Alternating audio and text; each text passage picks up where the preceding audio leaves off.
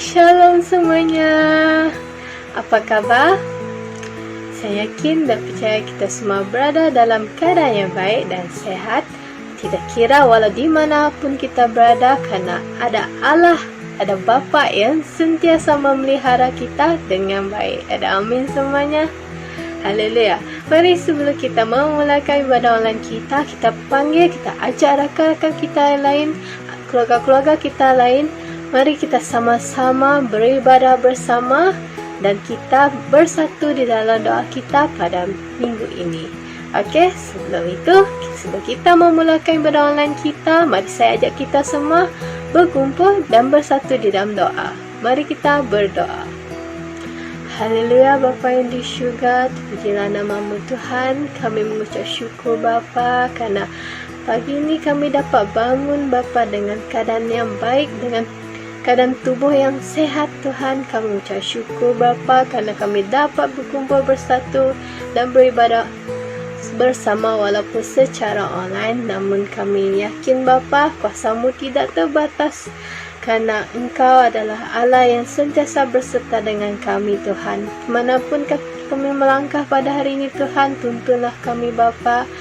Kemanapun kami berjalan Bapa, biarlah kami selalu menjadi terang-Mu Bapa, dan hanya bagi kemuliaan nama-Mu Tuhan. Bapa, kami juga ingin berdoa Bapa. Sebentar lagi kami ingin memulakan ibadah online kami Bapa. Biarlah segala telinga, segala hati, mata dibukakan melalui pendengar firman-Mu pada hari ini Bapa. Biarlah segalanya Tuhan hanya untuk kemuliaan nama-Mu Bapa. Dimanapun kami berada pada hari ini Bapa, Engkau beserta dengan kami Tuhan. Kami percaya Bapa, kami dapat bangun pada pagi ini oleh karena kasih karunia-Mu Bapa, dan bukan karena kebaikan kami Tuhan, namun karena kasih karunia-Mu yang begitu besar bagi setiap kami Bapa. Kami percaya Bapa, hari ini adalah hari yang telah Engkau jadikan bagi kami semua Bapa. Bapa, besertalah dengan kami di ibadah online kami pada hari ini Bapa. Bagi Pastor Billy akan menyampaikan firman-Mu sebentar nanti Bapa. Engkau memberkati dia Bapa, Engkau mengurapi dia Bapa. Pakailah hidupnya Bapa agar berkenan di hadapan-Mu Tuhan. Pakailah setiap yang melayani pada hari ini juga Bapa. Biarlah setiap pelayanan kami juga Bapa berbau harum di hadapan-Mu Tuhan. Segalanya hanya untuk kemuliaan nama-Mu Bapa. Bapa, kami berdoa juga Bapa, setiap yang mendengarkan firman-Mu pada pagi ini Bapa, tidak ada seorang pun yang terlepas daripada menerima berkat-Mu pada hari ini Tuhan. Bapa, Kau hadirkanlah kami damai dan sukacita-Mu Bapa, supaya kami mendengarkan ibadah online ini Tuhan. Manapun kami melangkah Tuhan, Engkau beserta dengan kami Tuhan. Itu juga Tuhan, kami juga ingin berdoa Tuhan, apapun yang terjadi Bapa, biarlah kehendak-Mu yang terjadi di kehidupan kami Bapa, bukan kehendak kami Tuhan. Bapa, kami percaya Bapa, walaupun dalam keadaan sekarang COVID-19 Bapa yang sedang berluasa sekarang Tuhan, namun kami mengucap syukur Tuhan karena kami sentiasa di bawah naungan perlindungan-Mu Bapa. Kami percaya Bapa, itu bukan karena oleh kebaikan kami Tuhan, namun karena kasih-Mu Bapa, karena Engkau adalah Allah yang sentiasa baik, sentiasa menjaga serta melindungi kami semua Tuhan. Bapa, saya berdoa Bapa, kami doa Tuhan, Engkau mengurapi setiap kami Bapa yang hadir pada pagi ini, yang mendengarkan firman-Mu Tuhan. Kami percaya Bapa, walaupun secara online, ibadah kami secara online Tuhan, namun kuasa-Mu tidak terbatas Bapa, hadirat-Mu tidak terbatas Tuhan. Kami percaya Bapa, Engkau ada di tengah-tengah kami Tuhan pada pagi ini. Bapa, bersertalah dengan kami Tuhan. Segala praise and worship yang akan kami nyanyikan, akan kami mazmurkan pada pagi ini Tuhan, biarlah berbau harum di hadapan-Mu Tuhan. Segalanya hanya untuk kemuliaan nama-Mu Bapa. Bapa, terpujilah nama-Mu Tuhan. Inilah ucapan syukur kami Bapa dan doa kami Bapa. Kami peralaskan hanya di dalam nama-Mu Tuhan Yesus Juru Selamat kami. Terpuji nama-Mu Tuhan. Inilah ucapan syukur dan doa kami. Amin.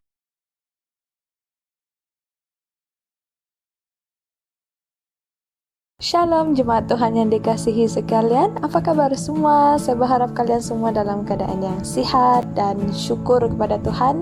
Kita dapat berkumpul sekali lagi dalam ibadah online kita pada pagi hari ini.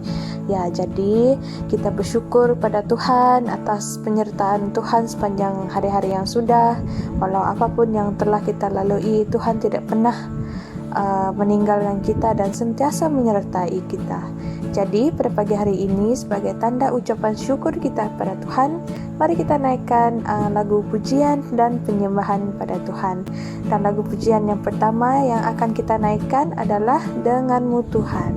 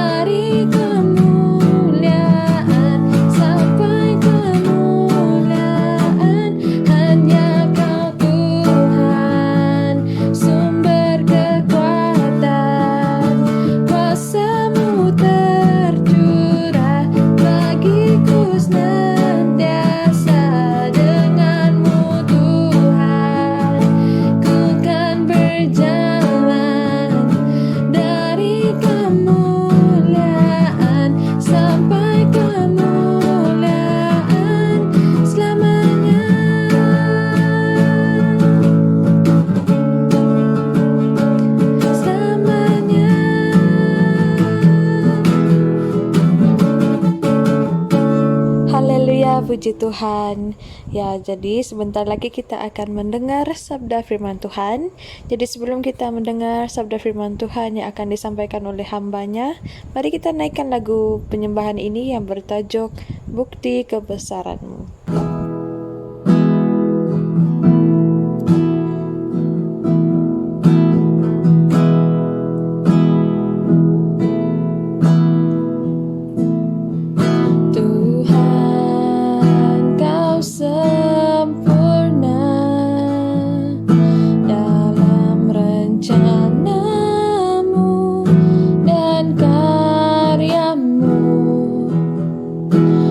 So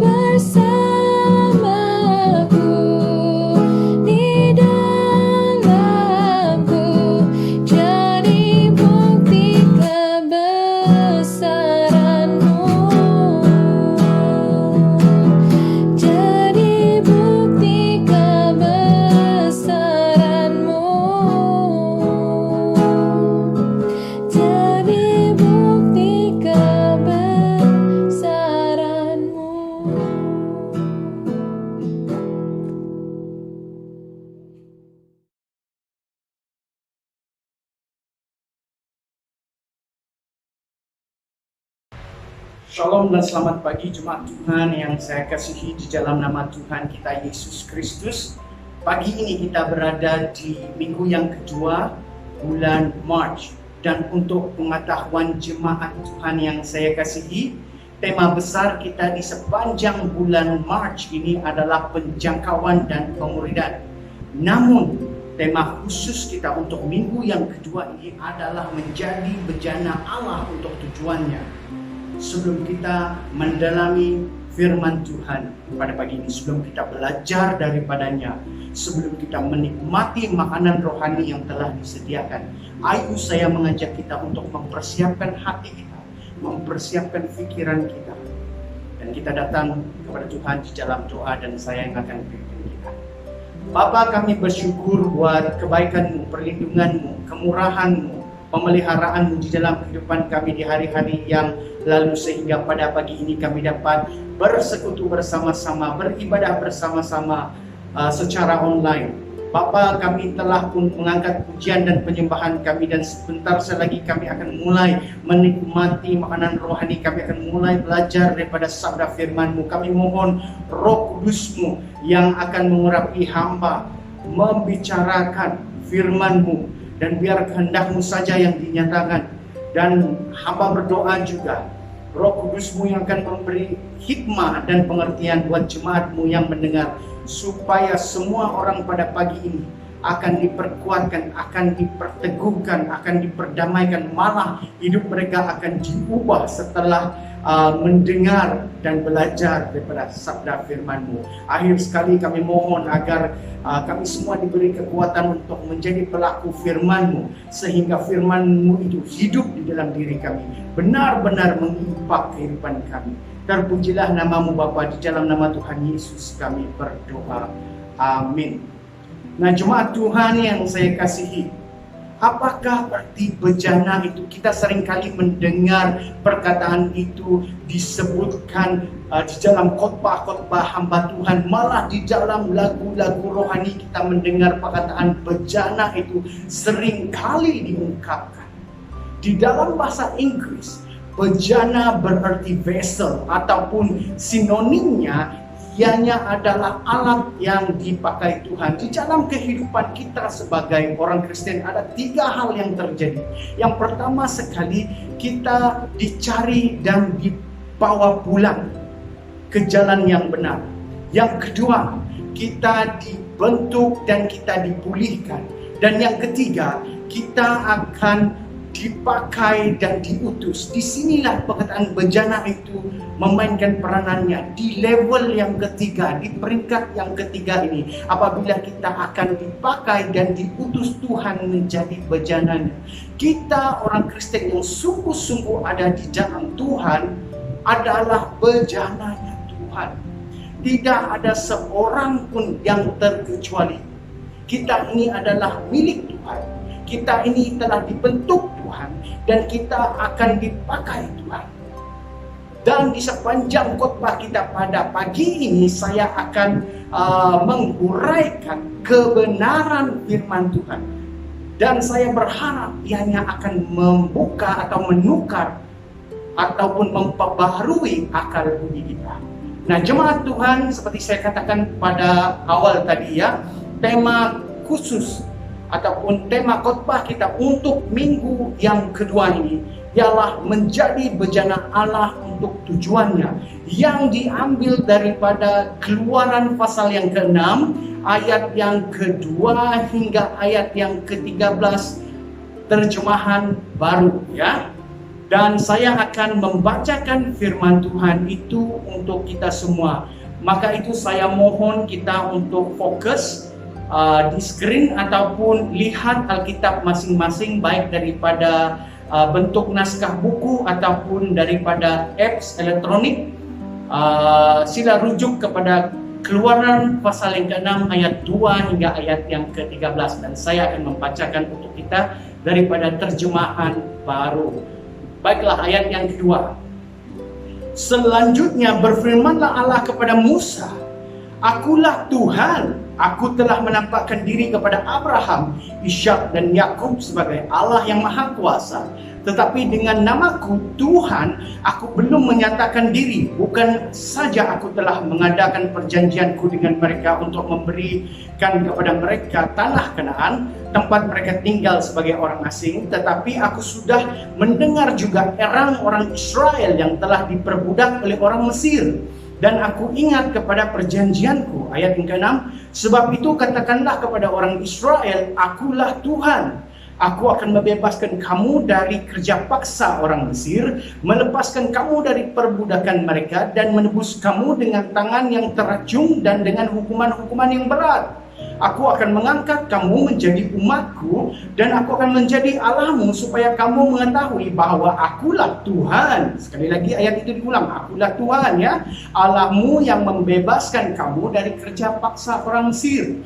Ayat yang ke-8, dan aku akan membawa kamu ke negeri yang dengan sumpah telah kujanjikan memberikannya kepada Abraham, Ishak dan Yakub, dan aku akan memberikannya kepadamu dan menjadi milikmu. Akulah Tuhan. Perhatikan jemaat Tuhan, jikalau Anda pergi ke sekolah teologi, Anda akan diajar untuk melihat perkataan yang diulang, ataupun frasa yang diulang, ataupun satu kalimat yang diulang. Dan akulah Tuhan itu kita sudah lihat sebanyak 3 kali di dalam petikan ini, ya.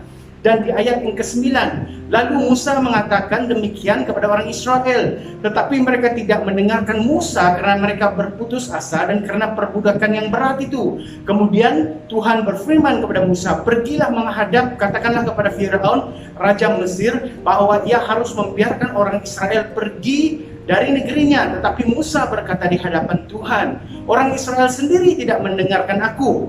Bagaimana mungkin Firaun akan mendengarku? Aku seorang yang tidak petah lidahnya. Ayat yang ke-13, ayat yang terakhir, demikianlah Tuhan telah berfirman kepada Musa dan Harun, serta mengutus mereka kepada orang Israel dan kepada Firaun, raja Mesir, dengan membawa perintah supaya orang Israel dibawa keluar daripada Mesir. Nah, jemaat Tuhan, kita akan melihat sedikit latar belakang daripada petikan yang telah kita baca tadi, ya. Setelah Musa melihat belukar yang bernyala-nyala, yaitu di pasal yang ke-13, dia kemudiannya berdialog dengan Allah. Allah mahu Musa pergi mendapatkan orang Israel baginya, namun Musa seperti berdalih. Allah berjanji akan berserta dengannya. Allah kemudian melakukan keajaiban, tongkat menjadi ular, sakit kusta disembuhkan, dan janji bahwa sungai Nil akan bertukar menjadi darah, dan itu semua dapat kalian baca di pasal yang ke-4. Nah, Musa masih lagi merasakan dirinya tidak layak sehingga membangkitkan murka Allah. Nah, akhirnya dia pergi juga ke Mesir dan menghadap Firaun. Nah, setelah pertemuan itu, Firaun menjadi lebih kejam lagi kepada orang Israel, dan Allah mahu Musa pergi sekali lagi menjangkau orang Israel, ataupun di dalam arti kata lain menjadi bejana untuk berdepan atau memujuk atau memimpin orang Israel yang sedang tertindas itu. Nah, kita akan mulai belajar, ya, daripada firman Tuhan atau petikan yang telah kita baca tadi. Hal yang pertama akan kita pelajari, mungkin ada yang telah tahu hal ini, atau mungkin juga ada yang baru belajar tentang firman Tuhan dan tidak berapa mengenali siapa Musa itu. Maka itu hal yang pertama kita akan pelajari ialah siapakah Musa itu, ya. Hal yang pertama ialah Musa itu dari suku Lewi.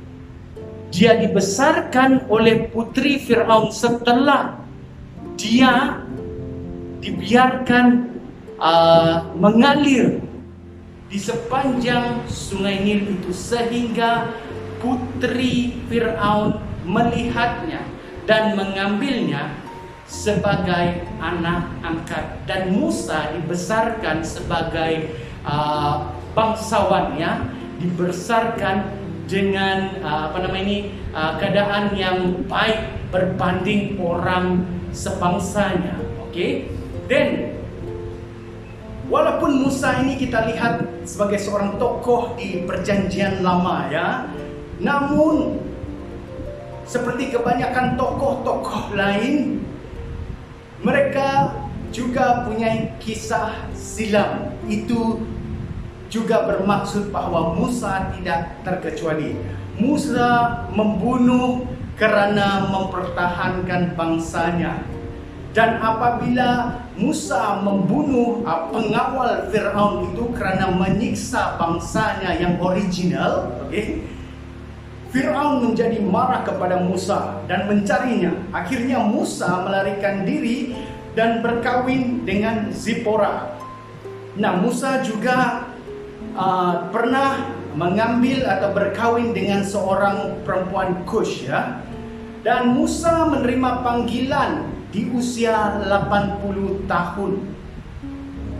Dan Musa mulai menjangkau dan memimpin ratusan ribu orang Israel keluar daripada Mesir.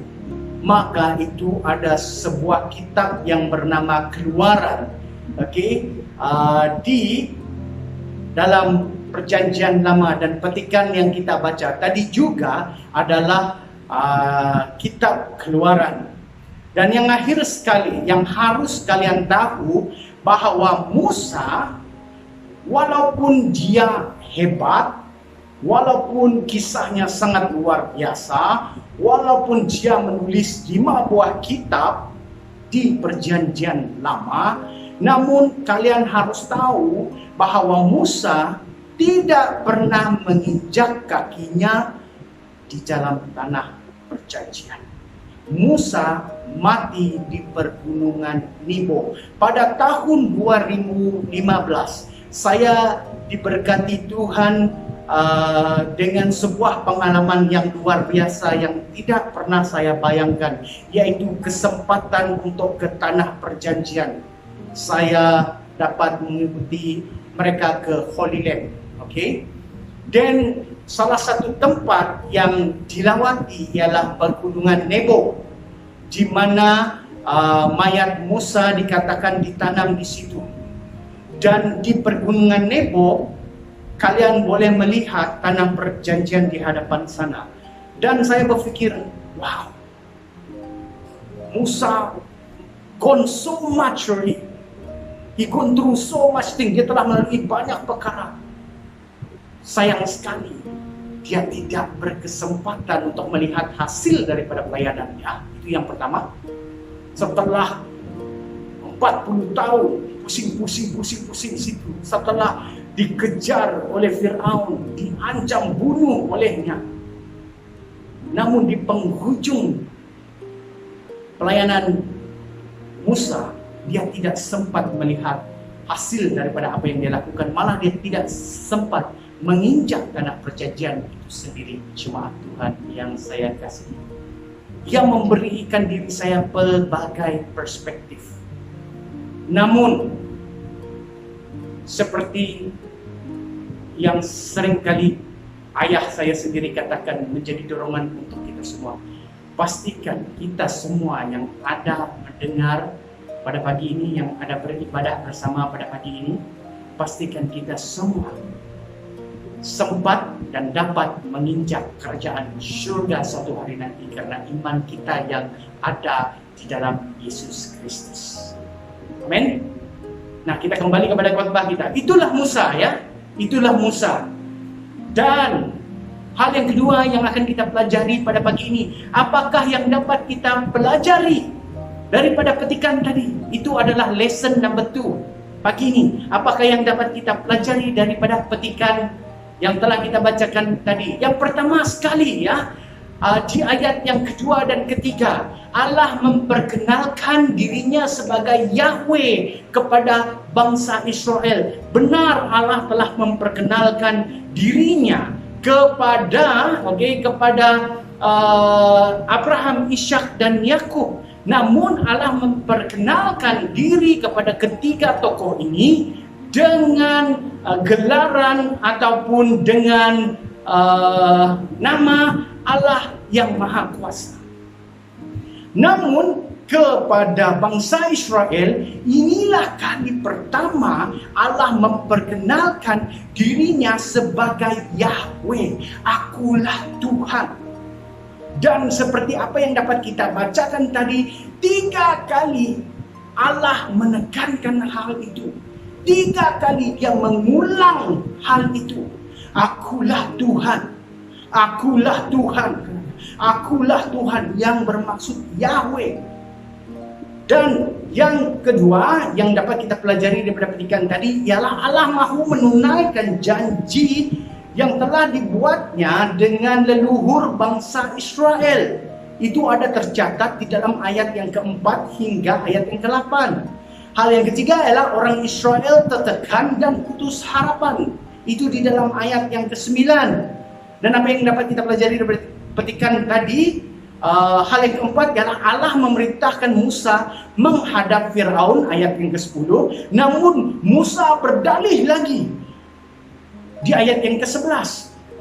Nah, kita dapat lihat bahwa Musa belum sungguh-sungguh dengan panggilannya, dia belum sungguh-sungguh dengan pelayanannya pada waktu itu, dan dalam arti kata lain, dia belum siap sedia jadi bejana Allah. Dia belum siap sedia menjadi instrumennya Allah. Maka itu kalau ada sifat berdalih-dalih di dalam diri Anda jemaat Tuhan, kikiskan hal itu pada saat ini. Kerana kita ini adalah bejananya Tuhan.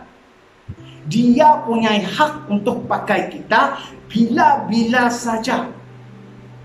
Dan kita ini semua tertakluk kepadanya. Pastor Billy, kenapa berani berkata demikian? Tumpukan perhatian Anda kepada khotbah yang akan disampaikan pagi ini. Dan nanti di hujung khotbah kalian akan paham kenapa saya sangat berani berkata bahwa kita ini tertakluk kepada Dia yang ada di atas sana. Dan yang terakhir yang dapat kita pelajari daripada petikan tadi ya jemaat Tuhan, ialah Musa diberikan Harun menjadi penolong dalam memikul perintah menjangkau orang Israel. Itu ada di dalam ayat yang ke-13. Ada waktunya Tuhan mahu kita sendiri pergi melakukan sesuatu itu. Dan ada waktunya Tuhan akan membekalkan, akan memberi kita teman di dalam melakukan sesuatu itu. Maka itu jangan pernah risau menjadi bejana Tuhan. Maka itu jangan pernah risau melakukan kehendak Tuhan. Jangan pernah risau melayani Tuhan. Kerana pastinya Tuhan akan memberi penolong sesuai pada waktunya. Ketika saya diberitakan akan menjadi pastor sidang SIB Nilai, saya sudah siapkan mental saya sesuai dengan apa yang telah saya pelajari di sekolah teologi, sesuai apa yang telah saya pelajari daripada pembacaan firman Tuhan, bahwa ketika saya melayani di SIB Nilai, Tuhan pasti akan hantar, Tuhan pasti akan sediakan orang-orang yang akan menolong saya di dalam pelayanan, yang akan menjadi rakan sepelayanan saya. Maka itu jemaat Tuhan yang saya kasihi, jika Anda terpanggil, jika Anda diutus Tuhan, jika Anda merasakan bahwa Anda itu bejana yang Tuhan sedang cari dan Tuhan sedang persiapkan dan akhirnya akan Tuhan utus, jangan berdalih-dalih seperti Musa. Ingat di dalam pembacaan kita tadi ya, Musa berdalih dan hampir membangkitkan murka Tuhan. Nah, biar saya refresh jemaat Tuhan. Kalau kamu membangkitkan murka Pastor Billy, habis-habis pun Pastor Billy mungkin akan merajuk, mungkin akan berkata sesuatu yang akan menyakitkan hati Anda. Tetapi apabila kita membangkitkan murka Tuhan, itu sesuatu yang sangat ngeri untuk dibayangkan. Begitulah Musa. Apa yang saya coba katakan di sini, begitulah Musa. Bila Allah menyuruh dia, Allah, kau tahukah Firaun itu kejam banget, kejam. Dan Allah berfirman kepada Musa lagi, Musa, kau buat ini, Allah, isi Harun kan ada. Bagi si Miriam kan nada. Banyak lagi orang lain yang boleh buat ini. Kenapa juga kamu suruh aku, ya Allah? Itulah sifat Musa. Berdali-dali, dia ke kiri, ke kanan, mengelak untuk menjadi bejananya Allah. Sehingga Allah hampir menjadi murka kepadanya. Dan kalau Anda membaca kitab Keluaran, dan kalau Anda mau tahu salah satu sifat Allah yaitu murka, kitab Keluaran akan menaikkan bulu roma Anda tentang apa yang Allah mampu lakukan apabila murka Allah datang. Dan ingat, kita tidak dapat memisahkan murka Allah dengan neraka, karena neraka itu adalah simbol kepada murkanya Allah. Jemaat Tuhan, jangan berdali-dali seperti Musa, jangan ada sifat seperti Musa. Walaupun di aspek lain Musa adalah seorang tokoh yang dikagumi, tetapi dia juga punya kelemahan. Nah, big question-nya, mengapa Musa banyak berdalih? Yang pertama sekali, dia merasakan diri tidak layak karena latar belakangnya, kisah silangnya dan kemampuannya. Yang kedua, dia melihat panggilan untuk menjangkau dan mendekati bangsa Israel sebagai sebuah tugas mencabar dan mustahil. Yang ketiga, dia takut kepada Fir'aun karena reputasi Fir'aun yang kejam dan berkuasa. Yang keempat, dia tahu proses keluaran dari Mesir ke tanah perjanjian menuntut segalanya daripada dirinya. Yang kelima, dia belum sedia keluar daripada zon selesa. Ini masalah banyak orang pada hari ini, di zaman modern ini, belum sedia keluar daripada zon selesa mereka. Melayani Tuhan pun mau melayani di zon selesa. Tidak ramai yang sanggup keluar daripada zon selesa, dan ada banyak alasan yang mereka guna pakai to justify their agenda, untuk membenarkan alasan mereka. Dan yang terakhir, dia berharap Allah suruh atau pakai orang lain seperti yang saya katakan tadi. Dan hal seterusnya ialah apakah yang Allah tuntut daripada kita pula ketika kita dipanggil dan diutusnya. Tadi kita lihat kisah Musa, namun sekarang kita relate kepada diri kita, kepada situasi kita pada hari ini. Apa yang Allah tuntut dari kita ketika kita dipanggil dan diutusnya? Yang pertama sekali, Allah mahu kita meresponi dengan sungguh-sungguh. Allah mahu kita mencari Dia, bersekutu dengan Dia, berbicara dengan Dia, bersandar kepada Dia, dan ikut pimpinan atau petunjuknya. Allah juga mahu kita punya hati hamba. Nah, jika seseorang itu tidak mempunyai hati hamba, dia akan banyak perkiraan dan perhitungan dengan Allah, dengan panggilannya, ataupun dengan destinasi yang ditujuinya. Kalau seseorang itu tidak punya hati hamba, dia tidak mau melayani orang susah, dia mau melayani orang kaya saja. Karena dia tidak akan dapat apa-apa daripada orang susah. Kalau seseorang itu tidak mempunyai hati hamba, dia tidak mau pergi gereja yang sedang bermasalah. Dia mau pergi gereja yang sudah established. Sudah ada ratusan ribu dalam akaun mereka. Sudah ada jemaat sampai ke 1.000, 2.000, 3.000, 4.000 orang.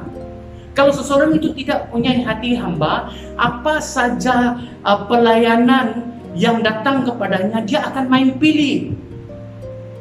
Namun seorang yang punya hati hamba, dia akan melihat pelayanan itu bukan sebagai satu kerja, bukan sebagai satu beban, tapi dia melihat pelayanan itu sebagai sebuah pelayanan. Seperti mana Yesus Kristus melihat pelayanan itu, bahwa satu jiwa itu tetap berbaloi untuk dilayani. Hal ini semakin hilang di dalam pelayan-pelayan Tuhan pada hari ini. Malah di dalam mentality atau hati hamba Tuhan sendiri. Satu jiwa itu tetap penting untuk kerajaan surga. Satu jiwa itu tetap Yesus akan layani. Tidak percaya kata saya, buka balik Alkitab. Yesus walaupun satu orang, dia tetap pergi dan layani. Itu sebabnya mengapa pastor sidang kamu ini, Pastor Billy berkata, kalau mau cari role model, jangan cari yang ada di dunia ini. Kalau mau cari role model, lihat Yesus Kristus sendiri. Kalau kamu bilang role model kamu Yesus sendiri, saya sendiri pun tidak berani melawan kamu. Saya sendiri pun tidak berani mau membantah kamu, karena Yesus adalah role model yang paling sempurna. Maka itu kalau orang tanya saya, Pastor Billy, siapa role model kamu? His name is Jesus Christ. You cannot go wrong. Oke, saya ulang lagi. You cannot go wrong. Anda tidak dapat salah kalau role model Anda adalah Yesus Kristus. Itu pasti jemaat Tuhan. Nah, yang terakhir, apakah yang Allah tuntut dari kita ketika kita dipanggil dan diutusnya? Allah mahu kita percaya dan berserah kepadanya, karena Dia yang bekerja dan kita ini hanyalah bejananya, macam Musa tadi. Banyak kita pada hari ini, jangan cakap kamu, saya satu ketika dulu pun seperti itu. Bila disuruh melayani, bila disuruh menginjil, the first question yang akan saya sebut sama seperti Musa. Allah, apalah saya mau cakap? Saya tidak tahu, saya tidak pandai, lidah saya ini tidak peta. Baca petikan balik, saya mengajak kita untuk melihat petikan balik tadi ya. Musa berkata di dalam ayat yang ke-12, Musa berkata begini, orang Israel sendiri tidak mendengar aku, bagaimana mungkin Fir'aun akan mendengar aku, kata Musa. Aku seorang yang tidak petah lidahnya. You see, alasan yang kita bagi pada hari ini sudah Musa bagi satu ketika dulu, dan respon Allah kepadanya apa? Kau cuma perlu pergi, aku yang bekerja. Kau cuma perlu pergi, aku yang akan berkata-kata. Masalah kita adalah kita selalu fikir bahwa kita ini yang akan bekerja. Masalah kita selalu fikir kita ini yang akan berkata-kata. Itu masalah kita. Namun kalau kita balik kepada firman Tuhan, jemaat Tuhan yang saya kasihi, yang bekerja adalah Allah. Kita ini cuma bejananya, jemaat Tuhan yang saya kasihi. Nah, hal yang seterusnya, kita tinggalkan kisah Musa di perjanjian lama, kita pergi ke perjanjian baru. Nah, semua kita tahu bahwa Yesus ada dua orang, minta maaf ya, ada 12 pengikut atau murid-muridnya ya. Dan hari ini saya mengajak kita, pagi ini saya mengajak kita untuk melihat 4 daripada murid-murid Yesus yang pertama, yaitu Simon Petrus, Andreas, Yakobus, dan Yohanes. Empat mereka ini sedang membersih jala di tepi danau. Seperti saya katakan tadi, saya pernah ke Holy Land, saya pernah pergi ke tanah perjanjian. Danau Galilea itu sangat besar, sangat luas. Dan saya juga berkesempatan berjalan di tepi danau seperti Yesus, dan saya juga sempat melihat di mana Yesus dikatakan barbecue ikan. Barbecue ikan. Nah, kamu tahu kenapa saya selalu bergurau kepada jemaat-jemaat atau teman-teman saya setiap kali saya bangun pagi dan saya teks mereka? Bagi Anda yang rajin teks saya setiap pagi, Anda pasti perasaan saya akan tanya, sudah sarapan ke tidak? Sudah sarapan ke tidak? Ayo sarapan. Karena Yesus sangat menitik beratkan soal sarapan. Kalau kamu tidak percaya cakap saya, kamu buka Yohanes 21:12 pada di dalam Alkitab Anda. Yohanes 21:12. Yesus memulakan harinya dengan menitik beratkan sarapan bersama dengan murid. So, salah satu penginjilan Yesus lakukan adalah melalui food fellowship. Jangan pernah pandang rendah, fellowship yang didasari oleh makanan. Karena sambil kita menikmati, makanan jasmani, Yesus pada waktu itu juga memberi makanan rohani kepada murid-muridnya. You see how clever Jesus is. Dan maka itu sebabnya kenapa pastor kamu ini selalu tanya, bila kita kopi-kopi, bila kita breakfast, bila kita makan kolomi sama-sama, sambil kita menikmati makanan rohani kita, makanan jasmani kita, di situ juga kita boleh menikmati makanan rohani kita pada masa yang sama. Nah, berbalik kepada firman Tuhan ya. Nah, Simon Petrus, Andreas, Yakobus, dan Yohanes, bila mereka didatangi Yesus mengajak mereka untuk berhenti menjadi penjala dan menjadi penjala manusia, mereka terus melepaskan jala mereka. Mereka belum melihat mujizat namun percaya dan meresponi Yesus terus. Nah, mereka terus meninggalkan jala dan menyahut panggilan untuk turut menjangkau jiwa dan memuridkan bersama-sama dengan Yesus. Murid-murid Yesus yang pertama tidak ambil kira, aku hantar perahu aku balik ke rumah dulu, aku lipat jala aku baik-baik dulu, aku jual ikan-ikan ini di market dulu, aku pulang ke rumah, ucap selamat tinggal kepada mama, bapa, adik-beradikku, aku pergi say bye-bye kepada domba-domba peliharaanku. Tidak. Alkitab tidak mengatakan itu, jemaat Tuhan. Alkitab mengatakan apabila Yesus berkata kepada mereka, aku akan menjadikan kamu penjala manusia. They simply leave everything that they have. Saya boleh jamin kalau hari ini Yesus berkata kepada seseorang, tinggalkanlah pekerjaan insiniermu dan aku mau kamu mengikuti aku dan menjadi penjala manusia. Habis-habislah 1 minggu orang tua akan berfikir tentang pelawaan itu. Karena apa, jemaat Tuhan? Seperti yang saya katakan tadi, selain seseorang itu perlu punya hati hamba tanpa ada perkiraan di situ dan di sini, dia juga harus siap menjadi penjala Tuhan Yesus. Maka itu saya katakan, untuk menjadi pelayan Tuhan, untuk menjadi hamba Tuhan bukan senang.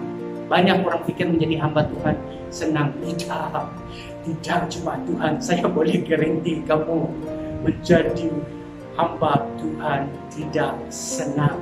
Bermula daripada keputusan untuk menjadi hambanya pun kalian sudah berdepan dengan berbagai soalan. Namun saya ingin katakan bahwa Tuhanlah yang memberi kekuatan kepada Anda. Tuhanlah yang akan memberi peneguhan kepada Anda. Sekiranya Anda benar-benar dipanggilnya menjadi pelayan atau hambanya untuk bekerja di ladangnya. Nah, lihatlah apa yang terjadi pada Simon Petrus, Andreas, Yakobus, dan Yohanes. Dan seperti saya katakan tadi, bolehkah manusia berdolak dalih kepada Allah? Kita sampai di poin itu. Dan dengar baik, lihat baik kaca skrin Anda pada saat ini. Di dalam Roma pasal yang ke-9 ayat yang ke-20 hingga 21 berkata, siapakah kamu, hai manusia, maka kamu membantah Allah? Dapatkah yang dibentuk berkata kepada yang membentuknya, mengapa engkau membentuk aku sedemikian? Apakah tukang periuk tidak mempunyai hak atas tanah liatnya untuk membuat dari gumpal yang sama satu benda untuk dipakai guna tujuan yang mulia dan satu benda lain untuk dipakai guna untuk tujuan yang biasa? Kesimpulan daripada ayat yang kita baca ini ialah Allah yang mencipta kita sesuai rencananya dan kita ini hanyalah benjananya. Maka itu kita tiada hak menolak atau berdalih-dalih dalam soal panggilan, dalam soal penjangkauan, dalam soal pemuridan, apatah lagi di dalam soal menjadi benjananya Tuhan. Karena bukan kita yang membentuk siapa kita, tetapi Allah lah pencipta kita. Dia yang membentuk kita. Dia yang memberi nyawa ini kepada kita. Dia yang akan mengambilnya. Dia yang telah menentukan kita dari semula. Dia yang telah mengutus Yesus untuk menebus dan menyelamatkan kita. Dan kita juga suatu hari nanti akan dipakai menjadi bejananya Allah untuk kemuliaannya, untuk rencananya jemaat Tuhan. Maka itu kesilapan Musa seperti yang kita baca tadi. Dia berdolak dalih seperti dia ada hak. Saya ulang lagi, dia berdolak dalih seperti dia ada hak di depan Allah. Dia tidak sedar pun yang dia langsung tidak ada hak di depan Allah. Karena penciptanya yang berinya nafas, yang menentukan hala tujuannya selepas kematian adalah Sang Pencipta sendiri. Maka itu jemaat Tuhan harus ingat siapa pencipta kita. apa yang Dia mau daripada kita, dan siapa kita ini Jemaat Tuhan yang saya kasih. Dan di dalam Kolose pasal yang ketiga ayat 23 hingga ayat yang ke-24, apa juga yang kamu perbuat, perbuatlah dengan segenap hatimu seperti untuk Tuhan dan bukan untuk manusia.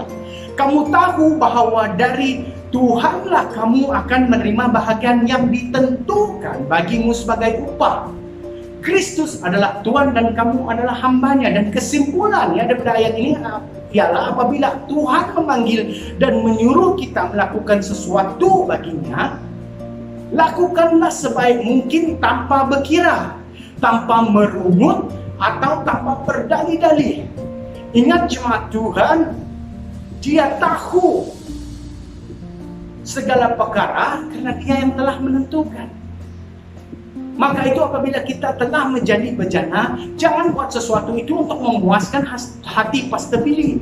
Jangan buat sesuatu itu untuk memuaskan hati para majelis pentadbir gereja. Tetapi buatlah sesuatu itu untuk memuaskan hati Tuhan. Karena kita semuanya ini answer to one God. We serve one God. And His name is Jesus Christ. Dan kesimpulan khotbah kita pada pagi ini, jemaat Tuhan yang saya kasihi, ialah jangan pernah menganggap menjadi bejana Tuhan sebagai sebuah beban atau tiada gunanya atau tiada hasilnya. Banyak yang tidak berhasil dalam pelayanan karena mereka tidak pernah ikhlas atau sungguh-sungguh melakukan hal itu. Apabila Anda sungguh-sungguh menjadi bejana Allah dan menyahut panggilannya untuk menjangkau serta memuridkan, yang mana adalah tema besar khotbah kita untuk bulan Mac, suatu hari nanti Anda pasti akan lihat hasil atau buah daripada pelayanan Anda. Musa terlalu banyak berdalih dan membangkitkan murka Allah. Dia tidak pernah melihat hasil usahanya, yaitu orang Israel masuk ke tanah perjanjian seperti yang saya katakan di awal khotbah tadi, kerana dia mati di pungan Nebo.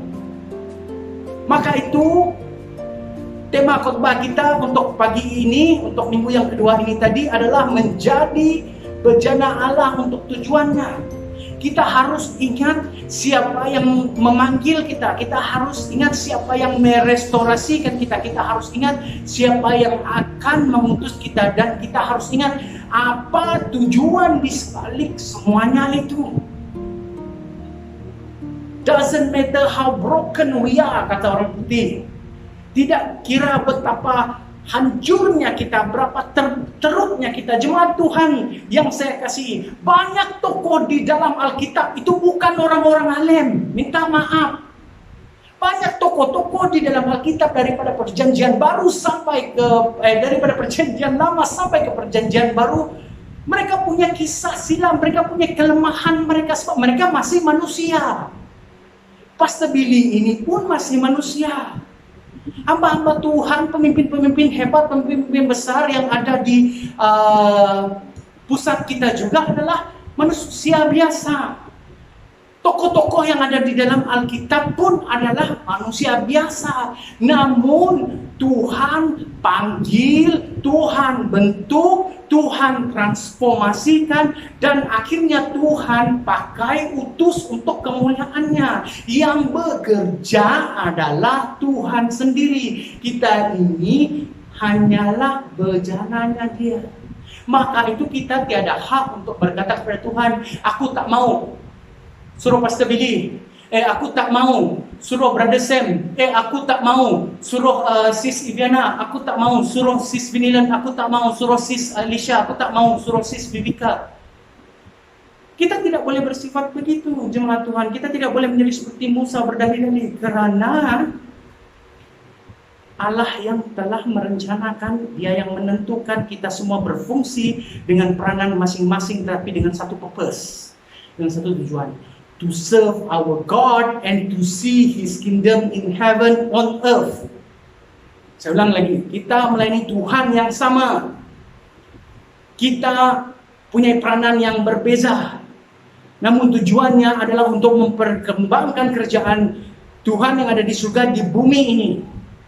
So maka itu, siap sedialah kita jemaat Tuhan. Tidak kira kamu jemaat biasa atau pemimpin gereja, pastor sidang sekalipun. Siap sedialah untuk dipakai Tuhan menjadi bajananya bila masa. Sampai di sini khotbah kita pada pagi ini. Tuhan memberkati. Mari kita tunduk kepala dan berdoa. Terima kasih Bapa buat firman-Mu yang begitu sederhana. Namun hamba tahu Roh Kudus-Mu yang akan memeteraikannya. Dan menjadikan ia mendalam di dalam hati dan pikiran jemaat-Mu yang telah mendengar. Biar Tuhan kami menjadi pelaku firman. Karena firman-Mu mengatakan sesiapa boleh mendengar tetapi pelakulah yang akan berkenan di mata-Mu. Maka itu hamba berdoa, biar semua yang mendengar pada pagi ini akan menjadi pelaku firman-Mu dan hidup mereka berkenan di hadapan-Mu Bapa. Berkati semua jemaat SIB Nilai, khususnya mereka yang melihat dan menonton ibadah ini pada pagi ini. Biar semua kami terus berada di dalam dekapan kasih setia-Mu yang tidak pernah berkesudahan. Terpujilah nama-Mu Bapa, di dalam nama Tuhan Yesus kami berdoa. Amin. Jemaat Tuhan, jaga diri baik-baik, stay safe, ikut SOP. Sampai di sini pemberitaan khotbah kita pada pagi ini.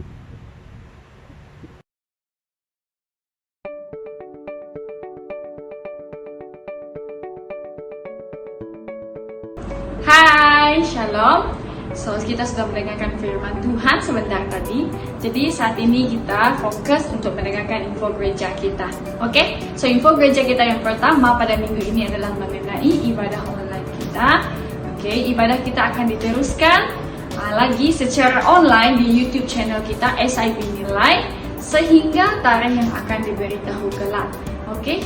Dan info gereja kita yang kedua pada minggu ini adalah mengenai persekutuan doa kita. Oke, di mana kita akan jalankan pada hari Rabu pada pukul 8.30 malam. Oke, melalui aplikasi Zoom. Dan link akan di-sharekan di dalam grup WhatsApp Jemaat SIB Nilai. Dan kita boleh klik link tersebut untuk join bersama. Bagi kita yang belum memiliki aplikasi Zoom ini, kita boleh download di Play Store ataupun Apple Store. Oke, jadi kita yang berkelapangan pada waktu itu, pada hari Rabu, kita boleh join bersama, kita membangun mesbah doa bersama. Bukan saja membangun mesbah doa, tapi kita boleh bersharing, kongsikan berkat dan firman Tuhan yang kita saling membangun antara satu sama lain. Oke? Dan info gereja kita yang seterusnya adalah mengenai persembahan dan persepuluhan kita. Oke, uang tersebut boleh ditransfer kepada akaun yang pada nombor akaun yang tertera di skrin kita saat ini. Oke? Dan sebarang pertanyaan kita boleh rujuk dengan Sis Vivika sebagai bendahari gereja kita. Oke, dan seterusnya untuk makluman kita, Pastor Billy sedia untuk menerima sebarang kalau kita mau bertemu ataupun mau berjumpa dengan pastor untuk counseling atau apa-apa saja untuk lawatan ke rumah, kita boleh inform kepada beliau. Beliau sangat terbuka untuk mengunjungi kita. Oke? Dan info kita juga yang terakhir pada minggu ini adalah mengenai ibadah ataupun aktiviti sukan kita. Oke? Kita bersukan setiap hari Ahad. Oke? Dan info juga akan diberikan ataupun dimaklumkan di dalam grup WhatsApp kita juga. Oke? Mengenai pada minggu lepas kita sudah mengadakan aktiviti badminton bersama. Jadi pada minggu ini kita akan mengadakan aktiviti futsal pula. Jadi mari kita yang free pada hari Ahad petang, oke, kita join sama-sama supaya kita boleh berfellowship bersama, oke, untuk bertemu, bersukan bersama dan sehat bersama. Oke, sambil itu kita akan berfellowship bersama lah. Oke. Dan info gereja kita sampai di sini saja pada minggu ini. Oke, so sebelum kita mengakhiri ibadah kita, mari kita berdoa, kita serahkan semuanya ke tangan Tuhan. Mari kita berdoa. Haleluya Tuhan, adalah Bapa kami yang di surga. Bapa, terima kasih atas kebaikan-Mu, terima kasih atas berkat-Mu Tuhan, sepanjang penyertaan Tuhan dalam minggu ini kami ya Bapa di surga, kami dikuatkan Tuhan, kami diberkati, dipenuhi setiap keperluan kami ya Bapa, dan kami bersyukur Tuhan dengan kesempatan yang ada kami dapat join lagi ibadah online ini Tuhan, walaupun secara online ya Bapa di surga. Kami percaya Tuhan kuasa-Mu tidak terbatas untuk memberkati setiap anak-anak-Mu ya Tuhan Yesus. Bapa, juga kami mau berdoa untuk minggu yang akan datang ini, berkati kami agar kami mendahului setiap langkah kami dengan Engkau ya Tuhan, bersama dengan kami ya Bapa. Terima kasih ya Tuhan, berkati Pastor Billy sebagai pastor gereja kami ya Bapa, berkati setiap keperluan dia, kesehatan dia Tuhan, apapun perancangan dia Bapa, biarlah Engkau menyertai dia, Engkau memberikan dia hikmat kekuatan ya Tuhan Yesus.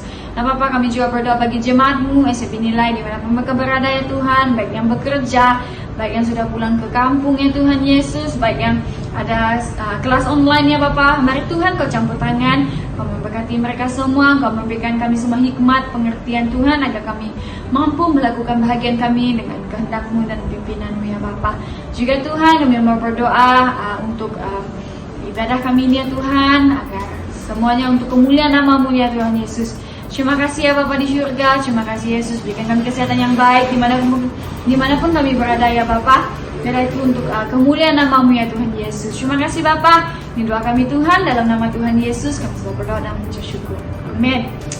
Amin, haleluya. Oke, bagi Anda yang belum subscribe ataupun tekan loceng dekat kita punya channel SIB Nilai, silalah buat demikian untuk kita mengetahui info yang lebih lanjut ataupun sebarang update untuk mengenai ibadah online kita.